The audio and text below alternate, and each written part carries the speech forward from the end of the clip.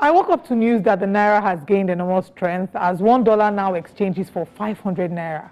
And like that wasn't enough, the Independent Petroleum Marketers Association of Nigeria have announced a sharp reduction in the pump price of petrol from over 600 Naira to what it was a little over a year ago, which is 185 Naira per litre. And the icing on the cake was the announcement by the Nigerian government promising that starting from 6 p.m. West African time today, Nigeria will have 24 hours uninterrupted power supply. Okay, like they say on social media, okay, you don't catch me, Otikami. April Fool's Day. But I'm sure you knew that already. Okay, I know the whole country cannot be like Abia State yet. But can we at least have maybe 20 hours of uninterrupted power daily? Or that feels like I'm pushing it. Okay, can we do maybe like 18 hours? I'm starting to sound like a broken record when I talk about our power challenges. When Davido said, "Them go feel it," I'm now convinced that he was referring to our bank accounts and the impact that the elevated cost of power and the rising cost of living will have on it. But these things are not unrealistic. We're not asking for too much. We're asking for the barest minimum, actually. Power, basic health care, education.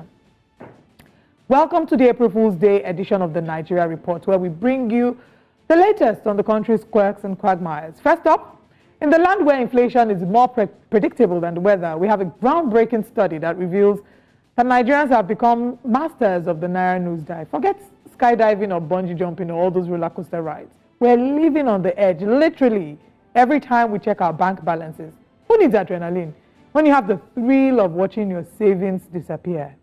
Speaking of disappearing acts, this has become the reality of many Nigerians who feel the direct impact of insecurity. Parents send their children to school, bandits make them disappear.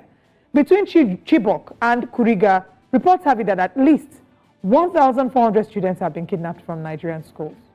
Now, on a much lighter but utterly ridiculous note, do you know that sliced bread is now selling for 1,900?